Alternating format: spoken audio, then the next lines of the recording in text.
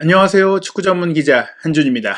2022 동아시아 축구연맹 E1 챔피언십 동아시안컵이 이제 한일전 마지막 경기를 남겨두고 있습니다. 여느 때와 마찬가지로 이 마지막 일정인 한일전이 사실상의 결승전으로 펼쳐지게 됐는데요. 파울루 벤투 감독 국내파로 소집한 이번 대회에서 여러 가지 실험도 하고 있고 많은 선수도 살펴보고 있습니다. 지난 홍콩과의 경기에서는 백승호 선수를 오른쪽 윙백으로 깜짝 교체 투입하는 새로운 시도로 화제가 되기도 했는데요. 한일전은 어떻게 준비하게 되는지 홍콩전 이후 벤투 감독의 인터뷰부터 일본과의 경기 프리뷰까지 지금부터 총정리해드리겠습니다.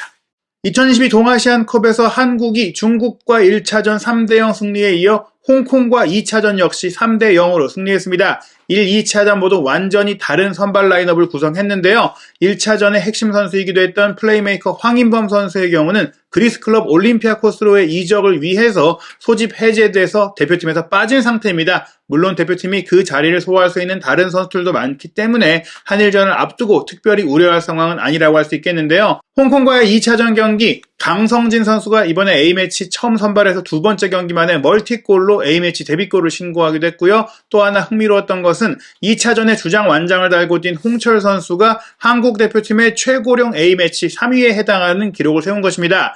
홍철 선수가 사실 수원 삼성, 대구FC에서 활약을 하면서 공격적인 왼쪽 윙백으로서 탁월한 득점력과 도움 능력을 보여줬었는데요. 대표팀에서는 이번 홍콩과의 경기가 44번째 경기였는데 그동안 골이 없었어요. 이 득점이 과거 김용식 선수가 39세 264일로 넣었던 그 데뷔골, 그리고 민병대 선수가 32세 61일에 넣은 데뷔골에 이어서 세 번째로 많은 나이에 기록한 A매치 데뷔골이었습니다. 현재 홍철 선수가 31세 311이거든요.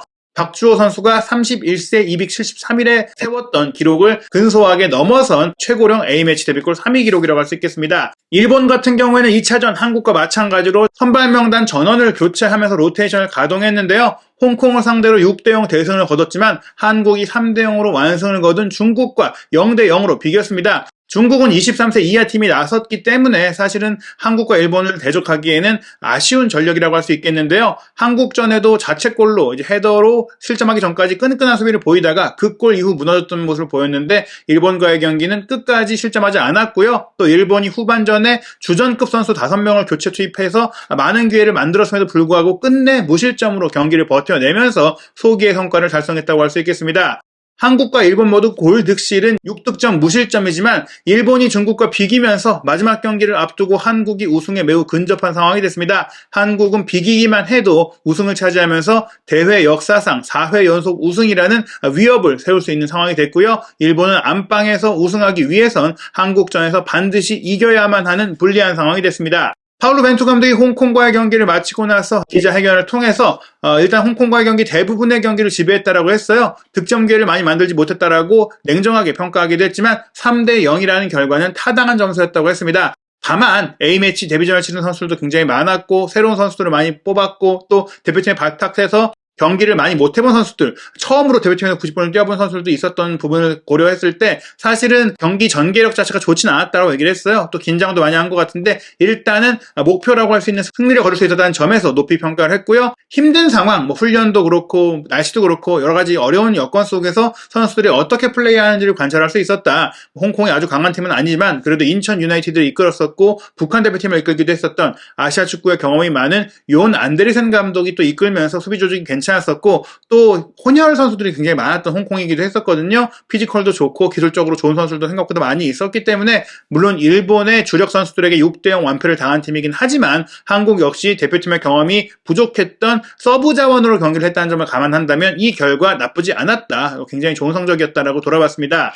이날 경기 오른쪽 윙백으로 후반전 도중에 백승호 선수가 교체 출전했던 것이 화제가 됐는데요. 실제로 오른쪽에 들어가서 오른쪽 윙백으로 경기를 뛰었어요. 벤투 감독이 이 전술에 대해서 충분히 연습한 것은 아니지만 다음 경기를 앞두고 윤종규 선수가 햄스트링 부상으로 뛸 수 없는 상황이 되다 보니 물론 김문환 선수가 있는 상황이긴 해도 만에 하나 김문환 선수가 부상을 당한다거나 그 사이에 문제가 생겨서 뛰지 못할 경우를 대비해서 홍콩전에 백승호 선수가 오른쪽 윙백으로 어느 정도 뛸 수 있는지를 확인해본 상황이라고 할 수 있겠는데요. 백승호 선수가 멀티 능력을 갖고 있습니다. 사실 바르셀로나 유소년팀에서 성장하던 당시에 세컨드 스트라이커나 중앙 미드필드로 뛰기도 했었고 좌우 측면 윙어로도 뛰기도 했었는데 또 3명의 미드필더 중에서 인사이드 미드필더, 메잘라 역할도 하면서 활동량과 속도, 크로스 능력도 잘 보여줬었거든요. 지로나에서도 사실은 이제 1군으로 올라가기 전에 왼쪽 윙백을 보기도 했을 정도로 양발도 잘 쓰고 크로스 능력도 있다 보니까 백승호 선수가 이런 전천 능력을 바탕으로 대표팀에서도 벤투 감독이 만능 열쇠로 쓸 수 있는 그런 가능성을 봤다라고 할 수 있겠는데요. 한국과 일본과의 경기를 앞두고 사실 지난해 3월 달에 이제 벤투 감독이 일본 원정 평가전에서 0대3으로 완패를 했다는 기억이 있잖아요. 그 기억에 대한 질문에 대해서 벤투 감독은 지금은 다른 팀이다. 각 팀의 상황을 생각한다면 지난 경기와 비교는 무의미하다. 구성도 다르고 환경도 다르고 시점도 다르다. 그렇게 얘기를 하면서 일단 일본과의 이번 경기에도 황인범 선수는 뛸 수 없기 때문에 엄원상 선수가 이제 출전할 것이다라고 얘기하면서 엄원상 선수가 이제 어떻게 공격 라인에서 활용될지를 좀 지켜보겠다. 이런 얘기도 했어요. 아마도 오른쪽 측면 공격수로 엄원상 선수가 나서면서 권창훈 선수가 중앙 공격형 미드필더로서 이제 황인범 선수의 자리를 좀 대신하는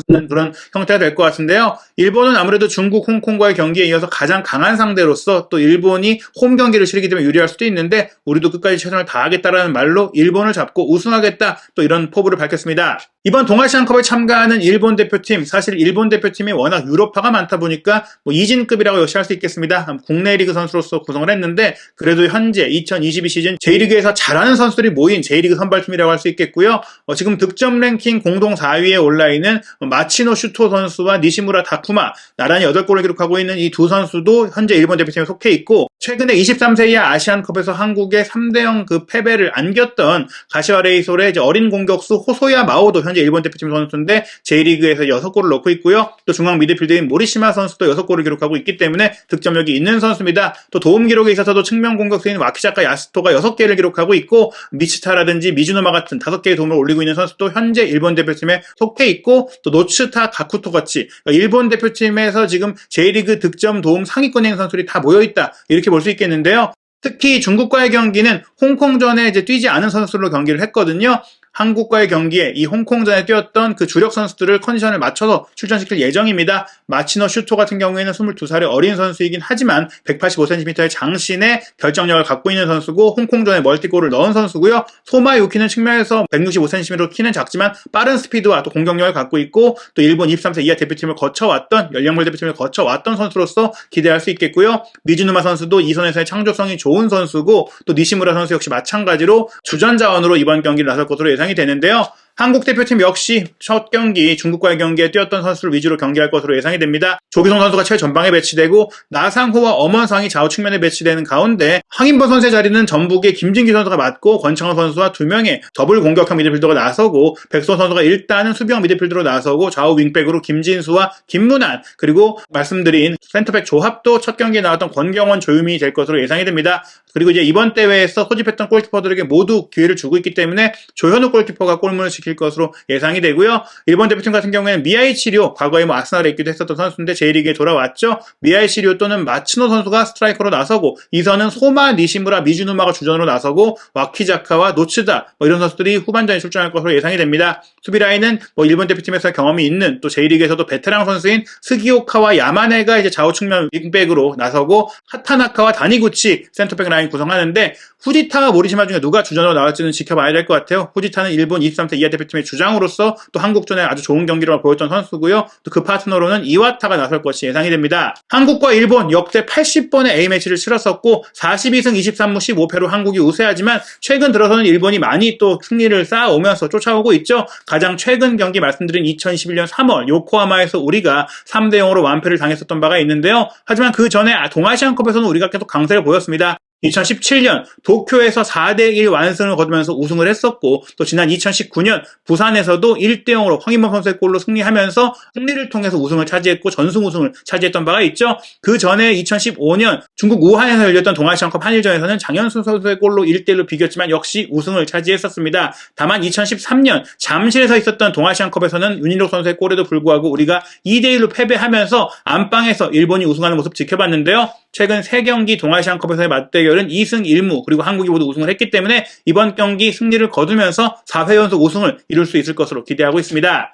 유럽의 스포츠 베팅 업체의 배당률을 살펴보면 사실 일본이 중국과 비겼음에도 불구하고 홈팀이라는 점에 있어서 일본의 승리 배당률이 2.17배로 조금은 낮게 나와서 유리하다고 보고 있고 한국의 승리가 3.32배거든요. 다만 무승부가 2.80배이기 때문에 한국이 무승부를 거두면서 우승을 차지할 가능성은 충분히 있다고 보고 있는데 이렇게 나온 배경은 일본이 중국과 비긴 것은 실력이 떨어진다기보다는 주전 선수를 뺐기 때문일 것이다라고 보는 것이고, 홍콩 같은 경우는 워낙에 약체기 때문에 비교 대상으로 참고 자료를 보지 않는 것 같아요. 게다가 이제 한국이 홍콩을 상대로 3대0으로 이겼는데 일본은 주력 멤버들이 또 홍콩에 6대0으로 크게 이긴 것들을 감안했을 때 일본의 주전력과 한국의 주전력이 붙었을 때는 일단 홈팀에게 조금 유리한 점수를 주는 그런 판단이 나온 것 같습니다. 하지만 저는 개인적으로 한국이 충분히 이제 이길 수 있는 가능성이 있다 이렇게 보고 있는데요. 아무래도 팽팽한 경기가 될 것 같아요. 양팀 모두 주력 선수들이 2차전에 뛰지 않은 가운데 컨디션을 좀 관리했고 마지막 경기에 진검승부를 펼칠 예정이다 보니까 아주 치열하고 뜨거운 경기가 될 것으로 예상됩니다. 사실상의 결승전인 한일전은 7월 27일 수요일 저녁 7시 20분에 열립니다. 여자부 마지막 경기는 하루 앞서서 7월 26일 화요일 오후 4시 대만과의 경기인데요. 한국 여자대표팀은 일본과의 첫 경기 2대1 패배에 이어 지난 7월 23일 중국과의 2차전에서 1대1로 비기면서 아직 승리를 거두지 못했고 이미 1무 1패가 되면서 우승 가능성이 사라졌습니다. 그래도 대만과의 경기에 승리하면서 유종의 미를 거둘 수 있기를 기대하고 있는데요. 한국 대표팀 7월에 이제 마지막 경기라고 할 수 있는 한일전을 통해서 지난해 한일전 패배를 서력하고 동아시안컵 사상 첫 4연속 우승이라는 위협으로 동아시아 축구 최강이라는 것을 보여줄 수 있을지 한준TV 역시 지켜보고 분석해서 여러분께 소개해드리도록 하겠습니다.